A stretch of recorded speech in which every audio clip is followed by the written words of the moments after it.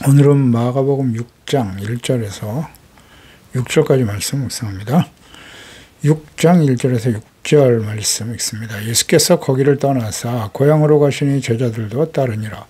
안식일이 되어 회당에서 가르치시니 많은 사람이 듣고 놀라 이르되 이 사람이 어디서 이런 것을 얻었느냐? 이 사람이 받은 지혜와 그 손으로 이루어지는 이런 권능이 어찌 됨이냐? 이 사람이 마리아의 아들 목수가 아니냐? 야고보와 요셉과 유다와 시몬의 형제가 아니냐?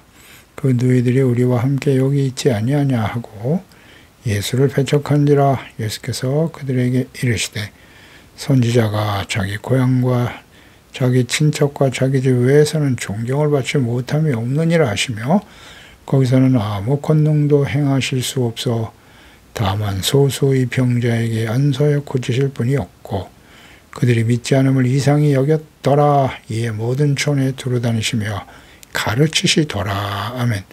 예수께 대한 선입견과 불신앙.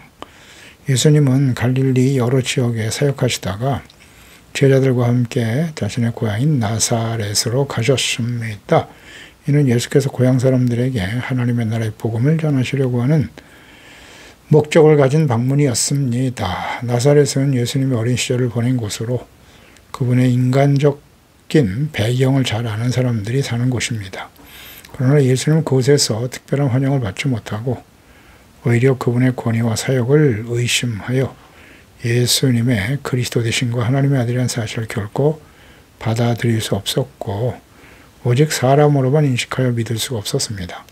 예수님의 가르침에 대한 고향 사람들의 반응과 그 불신앙의 결과를 드러내는 중요한 배경이 되었습니다. 예수님의 사역이 단지 능력과 지혜만으로 이루어지는 것이 아니라 그분을 받아들이는 믿음이 중요하다는 점을 강조하는 말씀입니다. 1절에 거기를 떠나셨다. 거기는 예수님의 사역의 중심지였던 갈릴리 가버나움일 것입니다. 고향으로 가셨다. 나사렛으로 가셨다는 것입니다. 이곳은 가버나움의 남서쪽에 있는 지역입니다. 고향은 조상으로부터 살아온 곳이고 자기의 원 출생지를 의미하는 곳이지만 실제로 예수님께서는 베들레헴에서 태어나셨죠.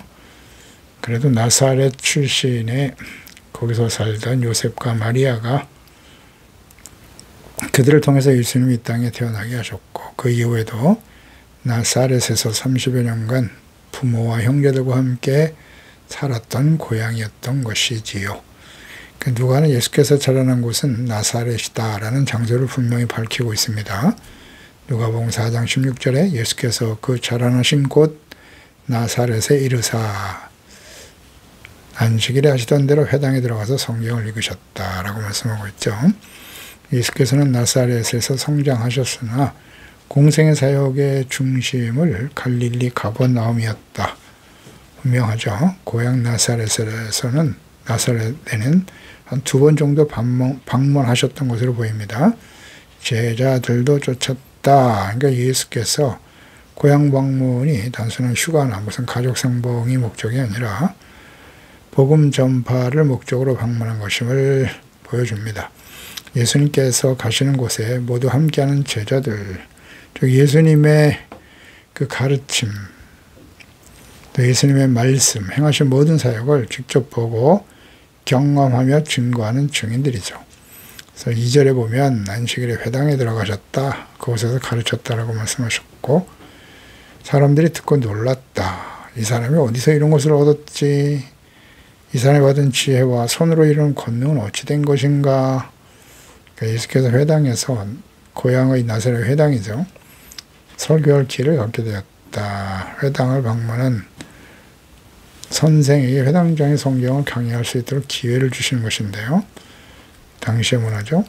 그때 많은 사람들이 예수님을 따르고 있었고 안식일마다 회당에서 말씀을 읽고 가르칠 수 있는 기회가 주어졌습니다.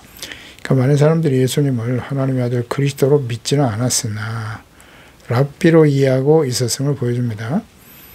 누가는 주례대로라는 말로 예수께서 안식일에 회당에 들어가셔서 가르치는 일이 지극히 상례적인 일이었음을 밝히고 있습니다. 그리고 누가는 예수께서 읽으신 성경의 내용까지도 밝히고 있는데요. 이사야 61장 1절로 2절을 읽으셨다. 주 여호와의 영이 내게 내리셨는데 이는 여호와께서 내 기름을 부사 가난한 자에게 아름다운 소식을 전하게 하려 하심이라. 나를 보내사 마음이 상한 자를 고치고 포로된 자에게 자유를, 갇힌 자에게 노임을 선포하며 여호와의 은혜의 해와 우리 하나님의 보복의 날을 선포하며 모든 슬픈 자를 위로하되라는 말씀을 읽으시면서 이 말씀이 오늘날 나를 통해서 너희 가운데 임하였다라고 선포하셨죠. 고향인 나사렛 회당에서 말씀을 전할 때 사람들의 반응은 어땠나요? 많은 사람들이 듣고 놀랐다. 어디서 이런 것을 얻었지?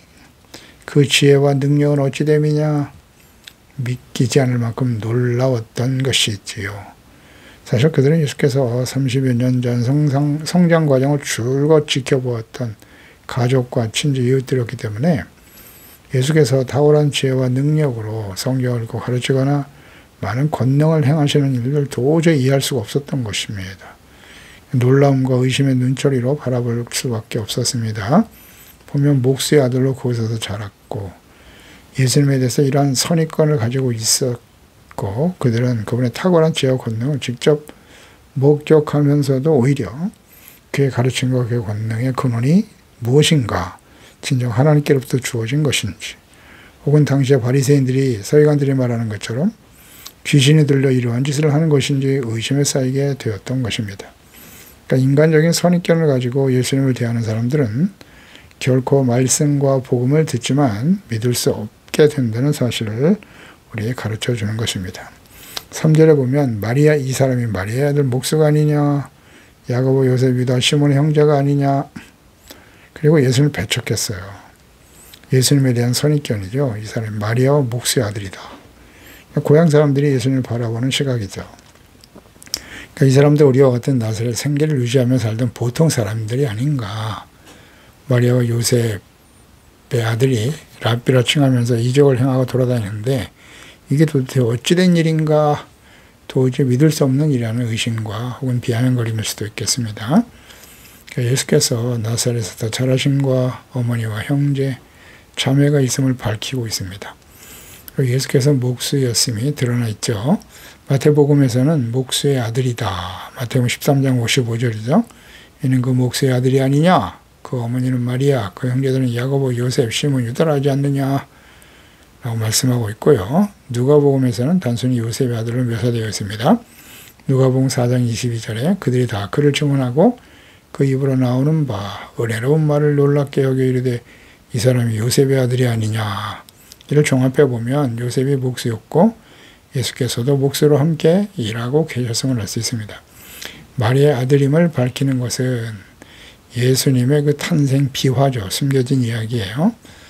처녀 탄생과 동정녀 마리아 탄생, 이것을 연결 지으려고 하는 그런 의미가 있어 보입니다. 그러니까 유대인의 전통적 관습에 의하면 비록 아버지가 생존하지 않은 데라 하더라도 그 자녀를 그의 어머니 아들로 묘사하는 것은 당시에 용인될 수 없는 일이었는데요. 따라서 마리아 아들이라고 부르는 것은 당시에 아버지 아들이 아닌 어머니 아들로 호칭하는 것인데요. 있는 사생활을 지칭하는 경률적인 표현으로 당시 나사 사람들이 마리아가 처녀의 몸으로 잉태하여 예수를 낳았다 라는 사실을 알고 하는 말이 아닌가로 보여집니다. 따라서 나사 사람들은, 고향 사람들은 이와 같이 존경받을 만한 자격이 없는 예수님을 생각할 때 비록 그의 설교와 능력이 놀랄만한 것이었다 하더라도 예수님을 용납하지 못했다, 할 수가 없었다, 이렇게 우리가 추측할 수 있습니다. 그들은 고의적이고도 맹목적으로 그의 선입견에 따라서 예수님의 존재와 가르침에 대한 가치를 떨어뜨리려고 했던 것으로 보입니다. 이해할 수 없는 일이었기 때문에 이렇게 말할 수밖에 없었을 것입니다. 또 야고보와 요셉, 유다, 시몬의 형제가 아니냐, 너희들이 우리와 함께 있다. 그러니까 이들은 문자 그대로 예수님의 친형제와 자매들입니다. 마리아가 죽기까지 순결을 지켰다는 로마 카톨릭의 교리는 성경적이지 않죠. 실로 여기 언급된 형제들, 자매들은 예수님의 동정녀 잉태와 출산 이후에 마리아와 요셉 사이에서 태어난 예수님의 친동생들이죠. 야고보는 예수님의 바로 아래 동생으로 여겨지는데 예루살렘 교회의 지도자로, 장로로 성장했고 헌신하여 쓰임받게 되었던 거죠. 사도행전 12장 17절에 베드로가 그들에게 손짓하여 조용하게 하고 주께서 자기를 이끌어 옥에서 나오게 하던 일을 말하고 또 야고보와 형제들에게 이 말을 전하라 하고 떠나 다른 곳으로 갔다. 야고보가 초대교회 중요한 사역자였음을 알 수 있습니다. 고린도전서 15장 7절에도 보면 그 후에 야고보에게 보이셨으며 그 후에 모든 사도에게 또 나에게도 나타나셨다. 갈라디아서 1장 19절에도 주 형제 야고보 외에 다른 사도들을 보지 못하였노라. 또 야고보가 기록한 서신이 바로 야고보서이죠. 또 다른 동생 유다도 있는데요. 공동서신 가운데 하나인 유다서의 저자가 바로 예수님의 동생이고 야고보의 동생인 유다, 이걸 알 수 있어요. 유다서 1장 1절이죠. 예수 그리스도의 종이요 야고보의 형제인 유다는 부르심을 받은 자 곧 하나님 아버지 안에서 사랑을 얻고 예수 그리스도를 위하여 지키심을 받은 자들이 편지한다라고 기록하고 있습니다. 야고보서는 야고보서의 저자. 또 유다, 예수님의 동생, 역시 유다서의 저자인 것이죠. 그리고 요셉과 시몬 및 기타 자매들에 대해서는 알려진 바가 없으나 예수님의 부활 승천하신 이후에 회심하고 모두 다 예수 그리스도를 믿고 초대교회 성전의 중요한 역할을 하는 동역자들로 나타나고 있습니다. 사도행전 1장 14절에 여자들과 예수의 어머니 마리아와 예수의 아우들과 라고 기록되어 있잖아요. 더불어 마음을 같이하여 오로지 기도에 힘쓰더라.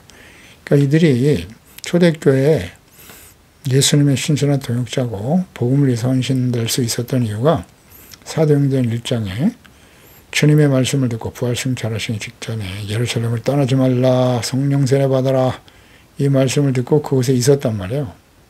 여자들 예수님 어머니 마리아와 예수의 아우들이 더불어 마음을 같이하여 오로지 기도에 힘쓸 때 성령이 임했지 않습니까? 그러니까 이들이 마가다락방에 성령을 받았기 때문에 충만한 이후에 예수님의 형제들도 모두 다 예수 그리스도의 능력 있는 증인으로 헌신하게 되었던 것입니다. 성령이 임해야 됩니다. 성령의 충만을 받지 않으면 예수 그리스도의 증인이고 오직 성령이 임하면 그랬잖아요. 너희가 권능을 받아 땅끝까지 예수님의 증인이 될 것이라 하셨습니다. 그러니까 아무리 예수님의 형제들이라 할지라도 그들은 성령 받기 이전까지 예수님을 믿고 따르지 않았어요. 그리스도로 인정할 수가 없었던 거죠. 마가다락방에 성령이 임할 때 비로소 깨닫게 된 것입니다. 그렇지 못한 고향 사람들은 그 선입견에 갇혀서 예수님을 결국 배척하고 마네요. 배척하다라고는 헬라어가 스칸달리조마이, 실족하다, 걸려 넘어진다는 뜻을 갖고 있죠. 이것은 마치 그들이 덫에 걸리듯 예수님으로 인해서 걸려 넘어졌다는 의미인데요. 실로 그들은 예수께서 하나님의 아들 그리스도임을 깨닫지 못하고 믿을 수가 없었던 거죠.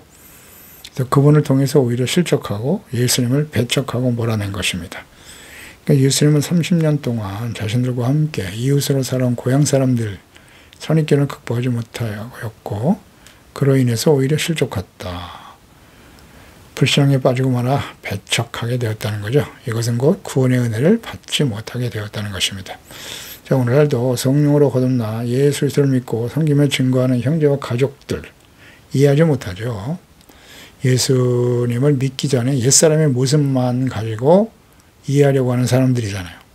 그러니까 신뢰하지 못하고 배척하고 박해하는 가족들이 있습니다. 그러니까 예수님과 거듭난 하나님의 자녀들 도저히 받아들일 수가 없는 거죠. 그래서 과거에 자신을 잘 아는 가족들, 친구들 전도하는 일이 사실 가장 힘들고 어려운 것입니다. 선입견을 가지고 있기 때문이에요. 4절에 보면 예수께서 그들에게 이르시되 선지자가 자기 고향과 자기 친척과 자기 집에서는 존경받지 못한다라고 말씀하시죠.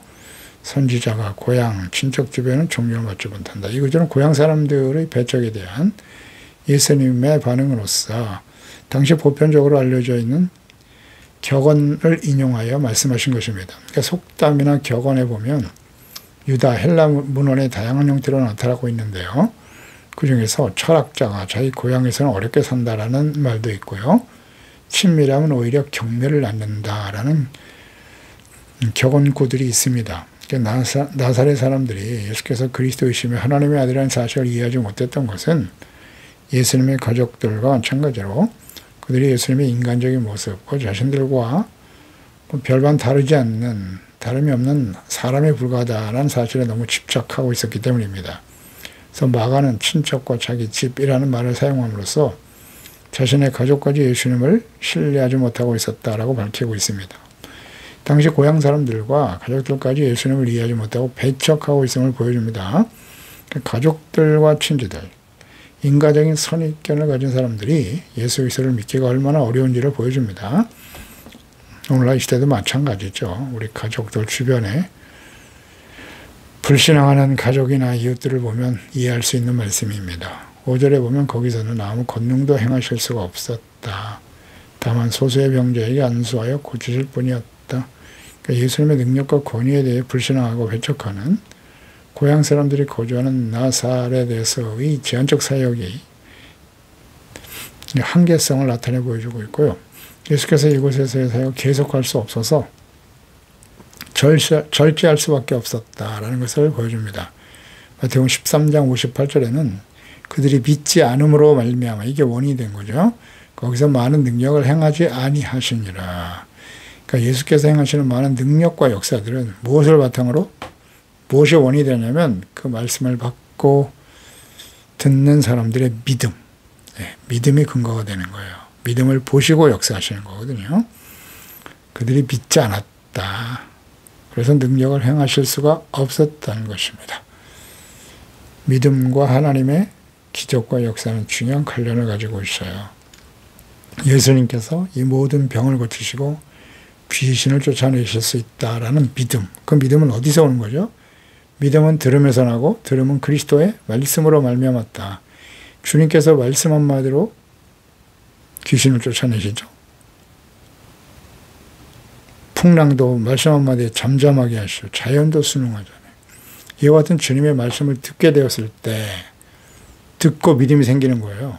언제나. 그래서 우리는 하나님의 말씀을 묵상하면서 예수께서 하신 말씀, 행하시는 일들을 듣고 묵상할 때 믿음이 생기는 거예요. 그래서 열심히 기도만 한다고 되는 게 아니에요.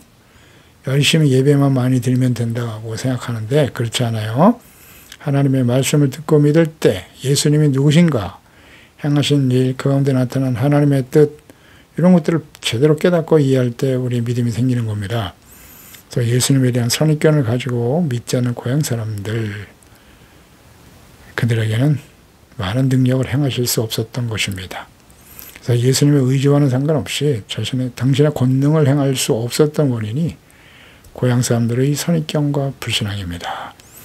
예수께서 행하시는 권능과 구원의 역사가 일어날 수 있는 가장 중요한 요인은 복음을 듣고 대하는 사람들의 태도, 믿음의 태도에 달려있음을 보여줍니다. 씨 뿌리는 비유를 통해서도 말씀하셨죠.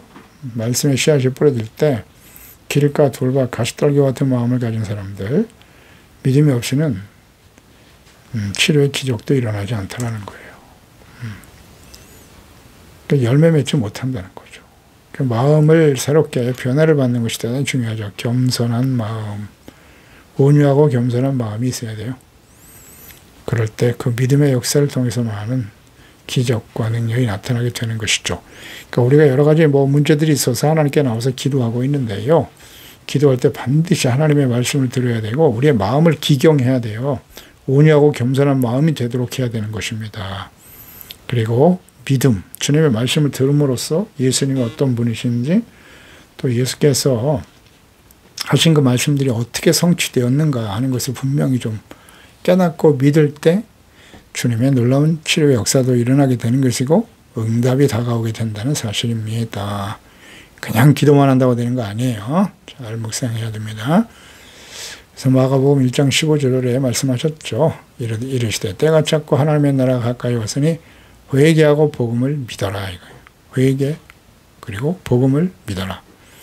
회개가 언제나 전제되는 거예요. 요한복음 3장 16절에 18절까지의 말씀. 하나님이 세상을 사랑해서 독생자를 주셨는데 이는 그를 믿는 자마다 멸망치 않고 영생을 얻게 하려 하시는 것입니다. 하나님이 그 아들을 세상에 보내신 것은 세상을 심판하려 하심이 아니라 그로 말미암아 세상에 구원을 받게 하려 하심인데 그를 믿는 자는 심판을 받지 않는 것이고 믿지 아니하는 자는 하나님의 독생자 이름을 믿지 않기 때문에 벌써 심판을 받은 것이다. 믿지 않는 자에게는 심판이에요. 믿는 자에게 구원의 은혜가 주어지는 것입니다. 다만 소수의 병인에게만 안수하여 고치실 뿐이었다. 그래서 고향에서는 예수님을 신뢰하는 믿음을 가진 자가 극소수였다는 것을 보여줍니다. 6절에 보면 그들이 믿지 않음을 이상히 여기셨다 그랬어요. 예, 모든 촌에 두루다니시면서 가르치시더라. 그러니까 예수님께서 가장 소중한 관계 속에 살아온 가족과 친척들, 또 그 고향 사람들이 예수 그리스도를 믿지 않고 배척하고 대적하는 일에 대해서 마음이 아프고 이것을 오히려 이상히 여기셨다라고 하셨거든요. 고향과 자기 집이라는 친근한 의미와 기대는 그들의 선입견과 불신앙으로 인해서 거부하고 배척하는 모습을 보면서 예수님께서는 마음 아파하셨던 겁니다.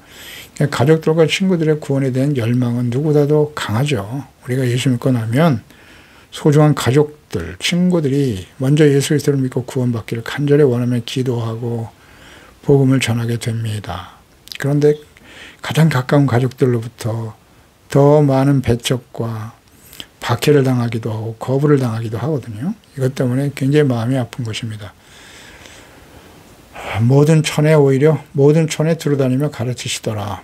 예, 가족들이 믿지 않으니까, 고향 사람들이 믿지 않으니까 결국 다른 곳에 가서 하나님의 말씀을 가르치실 수밖에 없습니다. 예수님께서는 그 십자가를 지고 이 세상을 떠나 하나님께로 가셔야 했던 것을 아시기 때문에 시간이 없었어요. 그래서 많은 사람들에게 다른 촌으로 가서 복음을 전하게 되었다는 거죠. 예, 이러한 모습은 회심하여 이방인의 사도가 되었던 사도 바울이 이방인들에게 복음을 전하면서 많은 사람들이 복음을 듣고 이방인들이 구원받는 그런 모습을 봅니다. 그런 가운데 유대인들은 예수 그리스도와 복음을 배척하고 있었던 모습 때문에 굉장히 가슴 아파하고 안타까워하고 있었죠.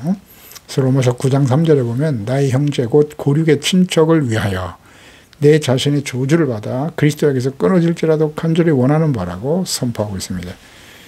이방인들은 구원받는데 언약의 백성 이스라엘, 유대인들이 예수님을 거부하니까 이것 때문에 안타까워하고 차라리 내가 저주를 받아 끊어질지라도 우리 나의 사랑하는 제자녀 백성들이 구원받기를 원한다고 선포하고 있는 것입니다. 이제 사도행전 이 복음이 예루살렘에 시작해서 사마리아 땅끝까지 전파되는 이 과정을 자세히 기록한 것이 사도행전이고요. 예루살렘에 시작해서 사도 바울이 이방인에게 어떻게 복음이 전파되는 과정을 잘 보여주고 있는데요. 마지막 부분이죠. 사도행전 28장에 보면 26절 이하에 일러스되 이 백성에게 가서 말하기를 너희가 듣기는 들어도 도무지 깨닫지 못하며 보기는 보아도 도무지 알지 못한도다. 이 백성들이 마음이 우둔하여져서 그 귀로는 둔하게 듣고 그 눈은 감았다.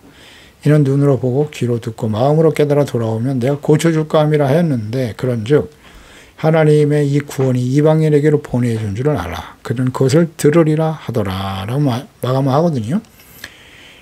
사도 바울은 언제나 이방 선교를 향해서 나갈 때 먼저 회당에 모여서 유대인들에게 복음을 전했어요. 근데 물론 구원받는 사람도 있었습니다만은 대부분의 유대인들이 사도 바울 그리고 복음을 거부하고 대적하죠. 그러니까 이들이 대적하기 때문에 복음이 이제 이방인들에게 전파되고 증거될 수밖에 없을 것이다 라는 것을 기록하고 있죠. 이와 같이 예수님께서도 자기의 고향에서는 환영받지 못하고 배척당했다는 사실을 우리는 생각하게 됩니다. 그래서 우리 가장 힘든 것이 우리 가족 구원입니다. 함께하는 사람들을 구원하는 일이 매우 힘든 일이 있는데 이를 위해서 끊임없이 기도하고 하나님의 도우심을 구하는 자들이 되어야 할 것입니다. 기도하겠습니다. 하나님 아버지, 오늘도 주의 말씀을 듣습니다. 예수님께서 태어나 성장하신 나사렛에 가셔서 고향에 가셔서 복음을 전했지만 많은 사람들이 예수 그리스도를 믿지 않고 오히려 배척하게 되었네요. 이것은 예수님께 대한 선입견이에요. 우리와 같은 사람이다. 그는 선지자요 하나님의 아들이실 수 없다는 것입니다. 이러한 선입견이 유대인들에게도 깊이 뿌리 내리고 있죠. 사람으로 오신 그리스도, 어떻게 사람이 하나님이실 수 있냐라는 것이죠. 예수께서 가르치신 말씀과 행하신 모든 일로 인해서 예수님이 그리스도요 살아계신 하나님의 아들이심을 분명히 가르치고 증거하셨지만 또 제자들을 통해서 증거했고 성령 임하심으로 증거하셨습니다만 아직도 믿지 않는 사람 이스라엘 백성들을 보면 하나님의 마음이 어떠하실까요? 이처럼 가장 소중한 하나님의 자녀들 가족들이 예수 그리스도를 영접하고 구원받기 어렵다는 것인데요. 이것은 선입견과 또 불신앙으로 말미암은 것입니다. 주여, 이것은 어쩔 수 없는 인간의 한계라고 생각하는데요. 우리가 하나님 앞에 이런 선입견과 불신앙을 버리고 겸손한 자세로 온유한 겸손한 마음으로 주의 말씀을 듣고 더욱더 성숙한 모습으로 그리스도와 인격적인 교제 만남을 통해서 하나님의 은혜를 힘입고 감사하며 찬양하며 증거하는 저희들이 되기를 원합니다. 특히 우리 소중한 가족들이 다 예수 그리스도 안에서 구원받아 주님의 놀라우신 은혜에 참여할 수 있게 도와주세요. 예수님의 이름으로 기도드리옵나이다. 아멘.